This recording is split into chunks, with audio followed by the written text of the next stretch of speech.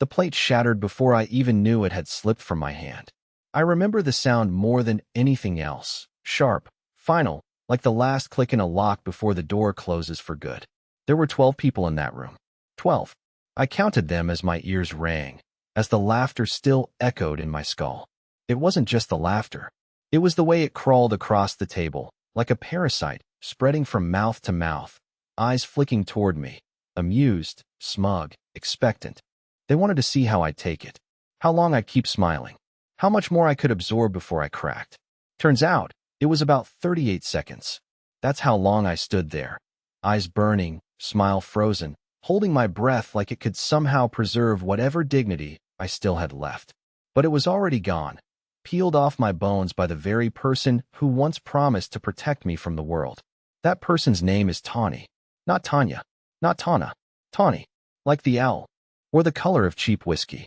She liked to say it was a vintage name for a vintage soul.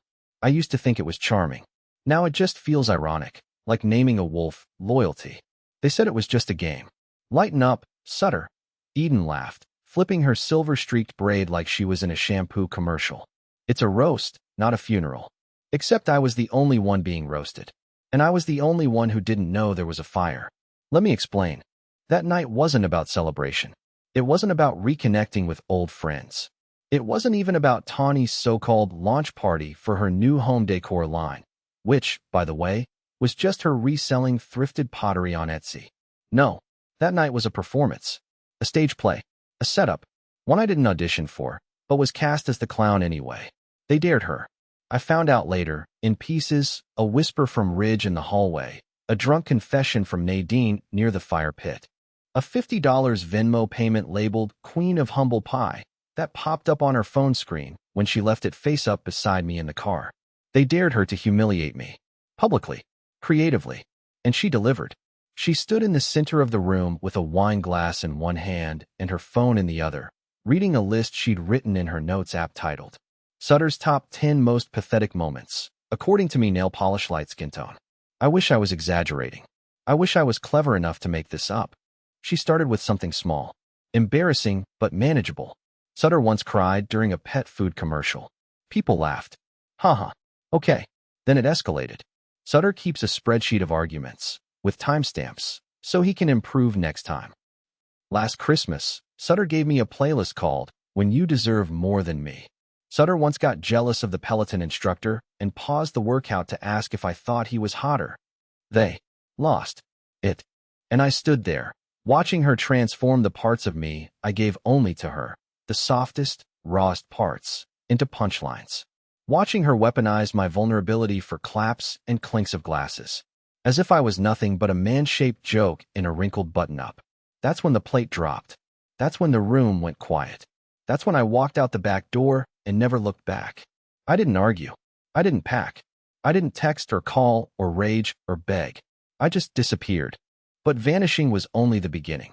Because 3 days later, she got a delivery at the door that made her drop her own damn glass. And I'm going to tell you exactly what it was in part 2. She didn't notice I was gone until morning. That tells you everything, doesn't it? I had parked 2 blocks away, walked into the house, packed quietly, just enough to disappear, not enough to alert suspicion. My name wasn't on the lease, her idea, by the way. So technically, I was just a long-term guest. 1 bag, 1 backpack, 1 note left on the pillow that didn't say much at all. Just, I hope your friends enjoyed the show. By the time her group text lit up with Where's Sutter? And LOL did he ghost? I was halfway to my cousin's cabin in the mountains with my phone off and a silence in my chest that didn't feel like pain. Not yet. It felt like static. Like the hum before a breakdown. But even silence can be loud if you know how to use it. She texted me once. Just once. 2 days after I left. It read, Are you seriously doing this right now? No apology. No concern. No regret. And that, ironically, was the first moment I felt something real. Rage, maybe. Grief. Something darker. Something sharper than sadness. So I sent the box. I had prepared it months earlier, without realizing why. Maybe some part of me knew this day would come. Maybe that's why I started saving screenshots. Maybe that's why I quietly installed the app that logs deleted messages. Maybe that's why I kept the receipts, literal and emotional. The box was delivered on a Thursday morning. It wasn't dramatic. No explosions, no confrontation. Just a plain black mailer with no return address. Inside was a single flash drive. A yellow sticky note on top with a message I'd rewritten 3 times before settling. Let's see who the joke really is. On that drive were 4 things. An audio recording from Ridge, her ex, the guy she swore was just a friend, telling someone over drinks that Tawny's just in it for the ego boost. She feeds on that poor guy's admiration like a drug. A screen recording of her group chat. Yes, the one she left open on the kitchen iPad that synced to her cloud. Brielle dared her. Eden doubled down. Zadie offered a bottle of champagne if she made me cry. Tawny replied with a laugh emoji and a picture of the roast draft saved in her notes app, dated 3 days before the party. Premeditated. Cruel. A video I found by accident. A backyard birthday barbecue from a year ago. In it, she makes fun of my anxiety tics while I'm inside grabbing drinks. She performs them like an impression. People howl with laughter. One guy, a stranger to me, says, "Bro, how do you not just walk out?" And she answers, "Oh, he won't. He's too emotionally invested to even blink without checking how I feel about it." And 4, a single JPEG. A photo I took of us the first week we moved in. She's sitting on my lap, both of us smiling. I'm pointing to a sticky note on the wall behind her that says, "We are not each other's enemies." A sentence we wrote together during a fight, to remind ourselves what love was supposed to be. That was the last thing in the box. Not a threat. Not revenge. Just truth. She tried calling. I didn't answer. She tried posting vague quotes on Instagram like, "People will twist your light into a weapon."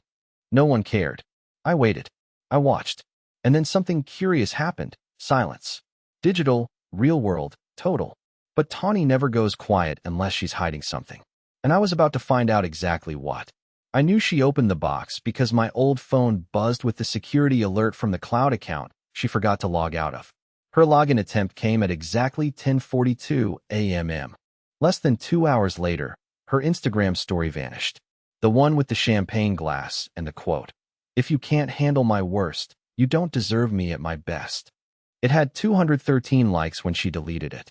I watched the digital breadcrumbs fall in real time. Unfollows, cryptic reposts, group chat activity that spiked and then went dead. That's how I knew the contents of the drive weren't just embarrassing. They were nuclear. But here's what I didn't expect. The panic that followed wasn't about me. Not one message said, "I feel awful about what I did to Sutter." No, it was, "You need to fix this before he ruins everything. He's unstable. Lawyer up. Just in case." That's when I realized they didn't think of me as the hurt husband. They thought of me as a threat. And that made me smile. I stayed off-grid for 2 more days. I needed them uncomfortable, uneasy, confused. I needed the silence to swell until it started echoing in their own minds. I didn't even speak to my cousin. I just sat on the cabin deck, sipping cold coffee while watching birds dive into a fog-choked lake. Every hour felt like reclaiming a piece of myself I didn't realize had been taken. On the 5th day, I finally broke radio silence, but not with Tawny. Instead, I called Tarn, an old coworker of hers I barely knew.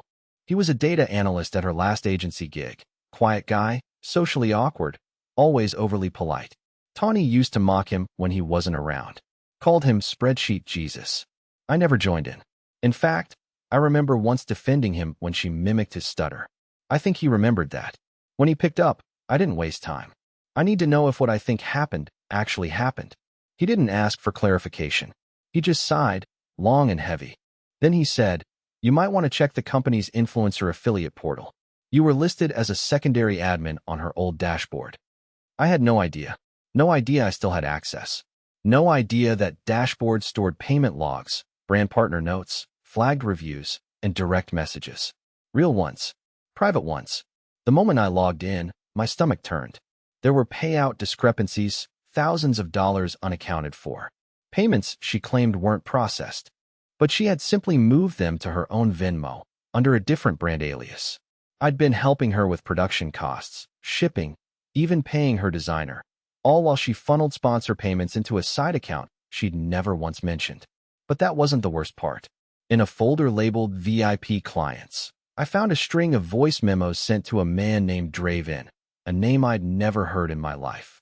In one of them, she giggles and says, "No, Sutter still thinks we're saving for a house. Isn't that adorable? He even prints the bank statements and puts them in a binder. I swear, the man has no idea how the world works. She laughed. He laughed. Then came silence. Then came her voice again, softer this time. I feel like I'm dating a wallpaper sometimes. Like he's just there, quiet, safe, predictable. And I guess I need that, because my life is chaos. But it's not exciting. You are. You make me forget how bored I am. She ended that message with a kiss sound. I didn't listen to the rest. I didn't need to. The betrayal wasn't just emotional. It was practical, intentional. She had kept me close as a prop, a financial buffer, an emotional garbage can, someone to lean on when things crumbled, but never someone she respected. And now, for the first time, I knew with absolute clarity. She didn't fear losing me. She feared being exposed. So I made one more call, to someone she wouldn't see coming. And that changed everything. I hadn't heard his voice in over 4 years. The last time we spoke, it was a heated conversation outside a hospital room, both of us standing in soaked clothes after Tawny's father's emergency surgery. He had looked at me then with this blend of suspicion and pity, like I was a glass ornament someone handed him right before it cracked in his hand. I remember him saying, "You sure you're built for this family, son?" I didn't answer him then. But now, I was calling her brother. His name is Lorcan, one of those rough-edged types who never smiled in pictures unless someone was bleeding. Former combat medic. Current contractor in places no one mentions in polite conversation. Tawny always described him as emotionally illiterate, which was rich, coming from her. But I knew one thing for sure. Lorcan didn't tolerate disrespect. And he hated performative people. When their mother died, he punched a cousin for live-streaming the funeral. He's the only person who ever made Tawny cry without raising his voice. And oddly enough, he's also the only person she genuinely feared disappointing. Which is why I knew exactly what I was doing. I called from a new number. He picked up after 2 rings. "Sutter," he said. Not a question. A statement. "Lork," I replied, exhaling. "I need 15 minutes. No drama. No shouting." He was quiet for a second. "Then go." And so I did. I told him what happened at the party. The roast. The dare. The box I sent her. The Draven messages. The financial deception. I didn't cry, though my voice cracked. Once, during the part about the voice memo where she compared me to wallpaper. He didn't interrupt. Didn't make a single sound. Just breathed. And when I finished, there was another long pause. Then, low and cold. "She's been using you like furniture, man. I'm not okay with that." I didn't say thank you. I couldn't. I was too raw. But he knew. I gave him access to the cloud folder with the evidence, same one I'd prepped for legal reasons. Not for revenge. Just in case she tried to spin a narrative that would paint me as unstable or vindictive. Tawny was good at rewriting history with soft lighting and filters. I wasn't going to give her the satisfaction this time. Later that night, Lorcan messaged me a screenshot. It was a text he sent her. It read, "I saw what you did. You embarrassed him for sport. Don't contact me until you figure out what kind of human being you're trying to be." No response from her. I thought that would be the end of it. I'd expected silence, maybe passive-aggressive posts or fake apologies. But what happened next was something I could have never predicted. The following day, I got a notification on an old shared account we used for streaming, a calendar reminder she had created years ago for anniversary brunch. Make it special, yellow heart. I'd never deleted it. She changed the title. It now said, "I need you to come home." My chest tightened. For a split second, a sliver, I felt something like hope. But then I realized, she didn't say, "I'm sorry." She didn't say I was wrong. She didn't say anything that acknowledged what she'd done. She just wanted the furniture back in place. That night, I sat in the cabin's small kitchen and wrote out my final plan. Not a confrontation. Not revenge. Not even closure. Something smarter. Something that would make sure I was the one holding the last word, even if I never spoke it aloud. Because if Tawny wanted a performance, she was about to see a finale she'd never forget. I didn't answer the call when it came. I watched her name flash across my screen while I sat cross-legged on the cabin floor, surrounded by open notebooks, bank statements, and a printed calendar I'd pulled from a shoebox marked 2019, the good year. Her name looked foreign now. Tawny, incoming call. Like a character I used to know, but could no longer hear in my own voice without flinching. She didn't leave a voicemail. Just a second call. Then a third. Then silence. I knew what was coming next. I'd studied her patterns for years. She wouldn't beg, not at first. She'd attempt grace. Subtle attempts to re-establish control disguised as humility.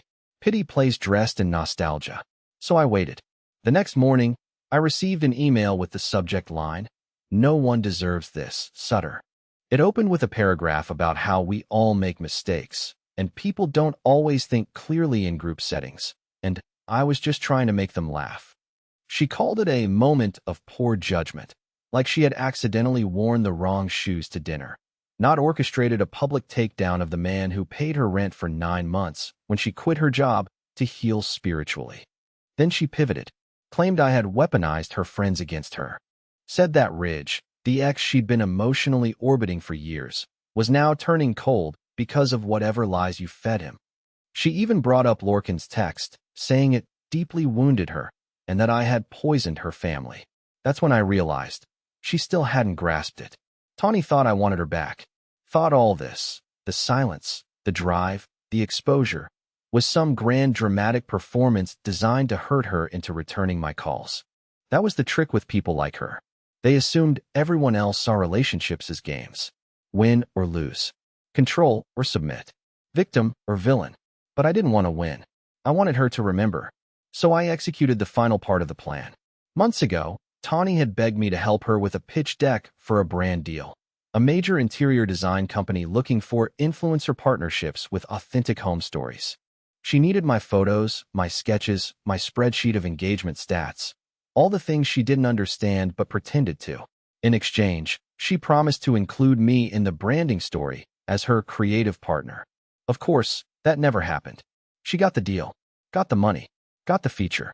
I got a line of small print under a photo of our hallway. This space was imagined by my partner. A quiet genius, truly. She didn't even use my full name. But the company did. And they had my number. So I reached out. I told them, calmly and professionally, that I needed to clarify something about their brand ambassador.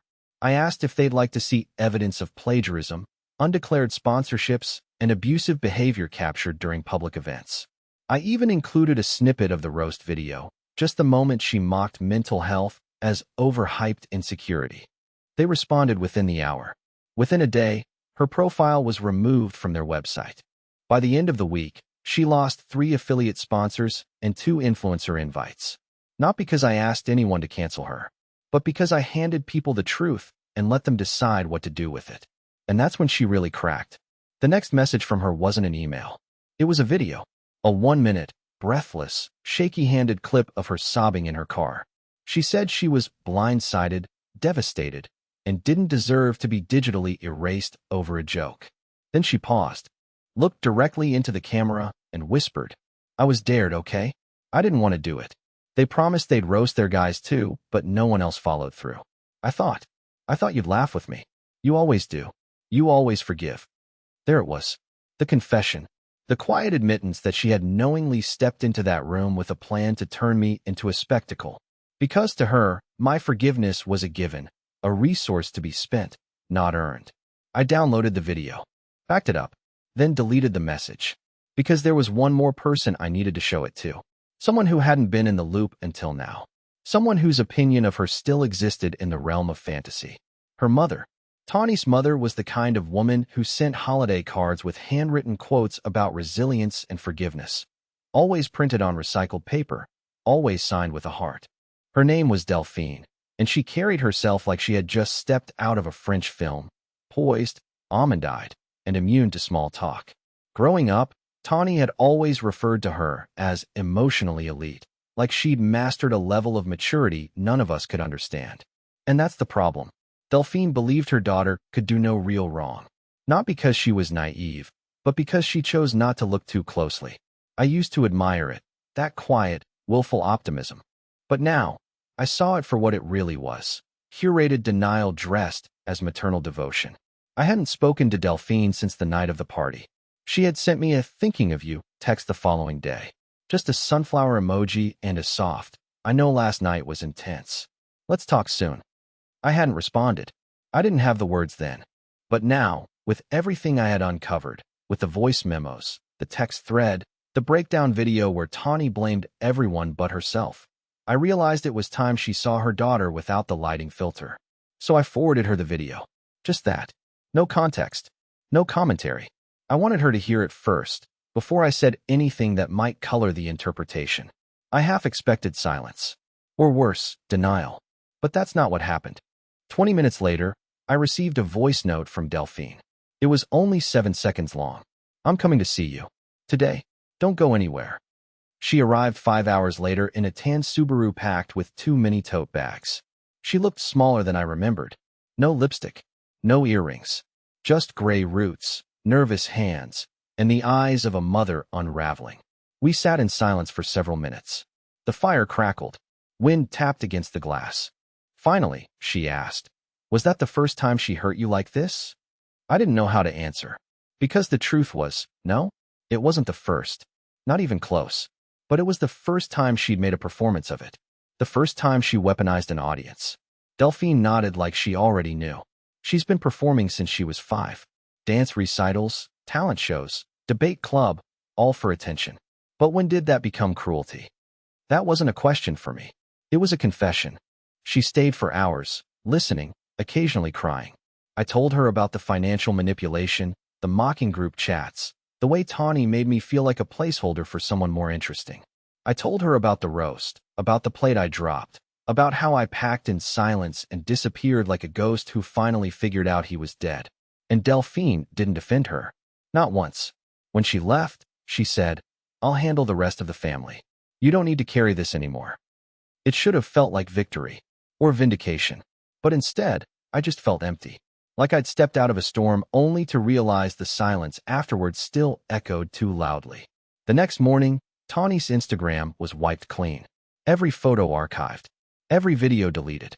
Even the highlight reels, the polished facade of her perfect life, gone. Her profile picture became a blank icon. And then, a new post. A single image, a plain white wall with a quote that read, "Sometimes the worst villain in your life is the version of yourself you refuse to see." No caption, no comments, just a digital white flag. I thought maybe she had finally understood, but I was wrong. 3 nights later, I received a certified letter. Inside was a legal notice.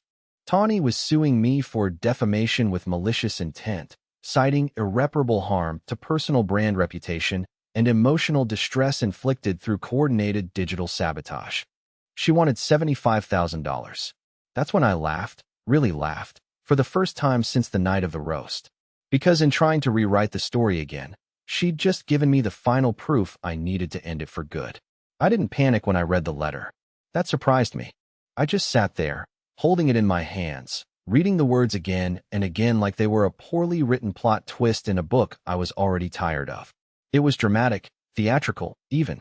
The defendant, Mr. Sutter Elgin, knowingly and willfully launched a campaign of targeted defamation. It went on, filled with buzzwords her overpriced attorney probably copied from a legal blog. What stood out most wasn't the legalese. It was the absurdity of her logic. Tawny had spent years dismantling me in private, mocking me in public, then humiliating me in front of friends for entertainment. And now that I had quietly revealed her real face to a handful of people, without lies, without exaggeration, she claimed I was the aggressor. But this wasn't about money. I knew that. She didn't want $75,000. She wanted her image back. She wanted control. What she didn't realize was that I hadn't just prepared for this. I was counting on it. See, when someone like Tawny feels cornered, they don't retreat. They escalate. And in that escalation, they reveal themselves, in writing, on record, in front of witnesses. So I lawyered up. A quiet, mild-mannered guy named Lester Boone, who wore the same brown blazer to every meeting and smiled like someone who always knew more than he let on. Lester didn't posture. He listened, took notes, then asked the kind of questions that made you wonder if he could read minds. He looked over the letter, then the screenshots, videos, audio files, and cloud backups. After 2 hours, he leaned back and said, "We're not just going to win, Mr. Elgin. We're going to unmask her." And that's exactly what we did. In the deposition, Tawny showed up in full influencer armor, silk blouse, flawless contour, fake modesty. She played the victim like a seasoned actress, wringing her hands and saying things like, "I just didn't expect someone I loved to turn on me." Lester let her finish. Then, with an almost bored expression, he opened a folder and slid forward a printed transcript of her group chat, complete with the dare to roast me, the laughing emoji, the bets. Then the receipts of the payments I'd made for her business that she told sponsors she had covered alone. Then a paused frame from the video where she mocked my stutter in front of 6 friends, one of whom could be seen visibly uncomfortable. She blinked. For the first time, her mouth twitched without forming a pose. And then came the question that broke the illusion. Lester leaned forward and said, "Ms. Hallberg, did you ever ask Mr. Elgin how it felt to be ridiculed in front of a room of people he financially supported?" She didn't answer. Not directly.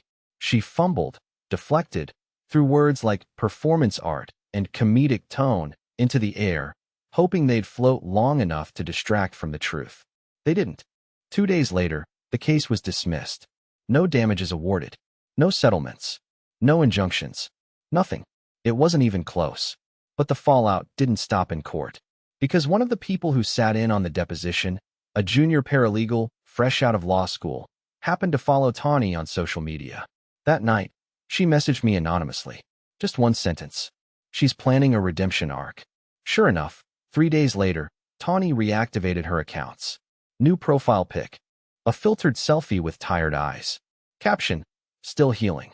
Still rising. Still real." She started posting truth vlogs.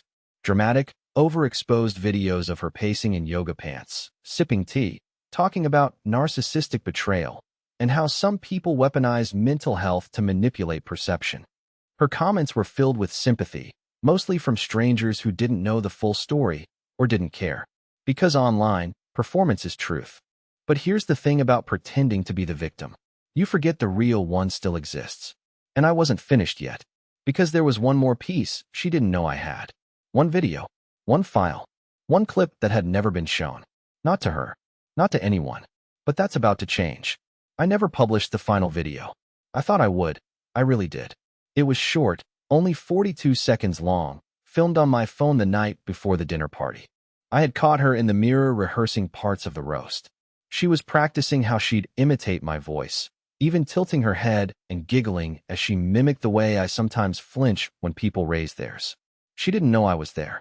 Didn't see the camera. Didn't notice me quietly backing out of the room when she started acting out my panic attack from 3 weeks earlier. The one she said scared her. The one that left me crying in a locked bathroom for 45 minutes. I had that video. Crystal clear. And yet, I didn't share it. Not with sponsors. Not with her family. Not even with Lorcan, who asked once, casually, was there more? I just shook my head. Because by then, I didn't need it anymore. The truth had already done its job.